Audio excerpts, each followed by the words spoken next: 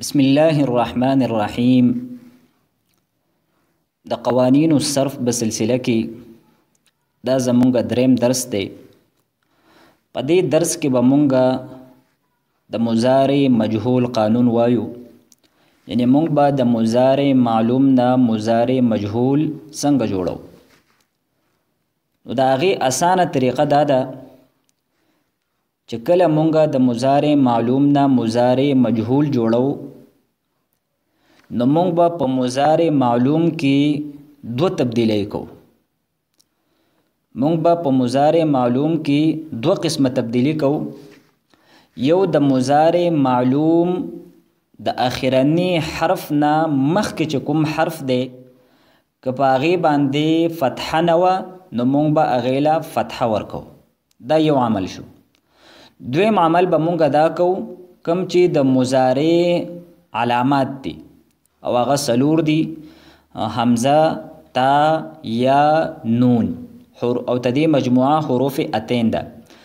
نو که په دغې څلورو حروفو باندې یعنی د علامات مضارع باندې د مخکې نه ضمه نه وه نو مونږ به دغې علامت د مضارع له ضمه ورکوو. نو مونږ سره به د مضارع معلوم نه مضارع مجهول جوړ شي. نو زمونږ د قانون حاصل او خلاصه دا راوتله چې کله مونږ د مضارع معلوم نه مضارع مجهول جوړو نو د مضارع معلوم د اخرنی حرف نه مخکې حرف له به مونږ فتحه ورکو او کم د علامت د مضارع دی نو هغې له به مونږ ضمه ورکو که د مخکې نه پې ضمه موجود نه وه نو مونږ سره به د مضارع معلوم نه مضارع مجهول جوړ شي. نو تدیم یو څو مثالونه مونږ ذکر کوو.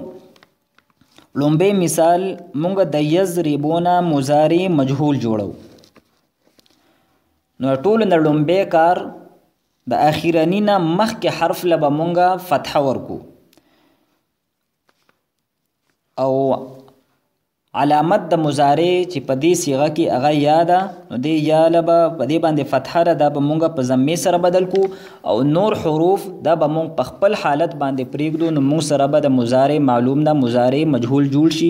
نو د یضربونه مضارع مجهول یضربو ده. دویم مثال مونږ ذکر کوو. د یفتحونه مونږ مضارع مجهول جوړو. نو په دې کې علامت د مضارع باندې فتحه ده نو دغه فتحه دا به مونږ په ضمې سره بدل کو او د آخرني نه مخکې حرف باندې د مخکې نه فتحه موجود ده لہذا د فتحې ورکولو ضرورت نشته او باقي حروف دا به مونږ په خپل حالت باندې پرېږدو. نو د یفتحونه مونږ سره جوړ شو یفتحو. مونږ یو بل مثال ذکر کوو. د یکرمونه مونږ مضارع مجهول جوړو. نو دلته که تاسو وګورئ یکرمو دا مضارع معلوم ده او په دې باندې علامت د مضارع باندې د مخکې نه ضمه موجود ده لہذا د ضمې ورکولو ضرورت نشته. البته د آخر نه په مخکې حرف باندې چې هغه را ده په هغې باندې کسره ده نو ته دغې را د کسره دا به مونږ په فتحې سره بدل کو نو مونږ سره به د یکرمونه یکرمو جوړ شي. نو دا د مضارع معلوم نه د مضارع مجهول جوړولو طریقه ده.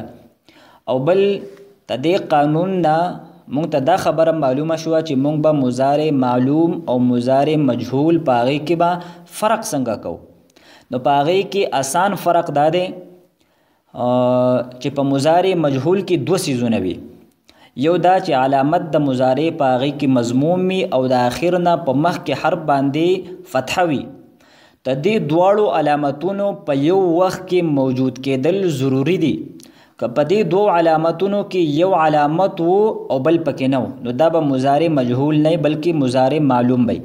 لکه فیفتحو کې د آخر نه مخکې خو مفتوح دی لیکن د علامت د مضارع هغه مفتوح نه دی،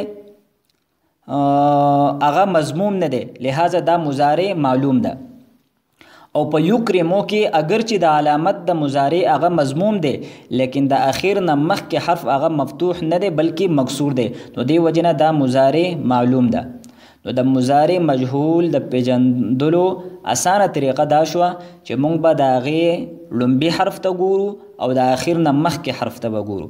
نو که چرې د هغې په علامت د مضارع باندې ضمه وه او د اخر نه مخکې فتحه وه نو دا مضارع مجهول ده، ورنه دا مضارع معلوم ده.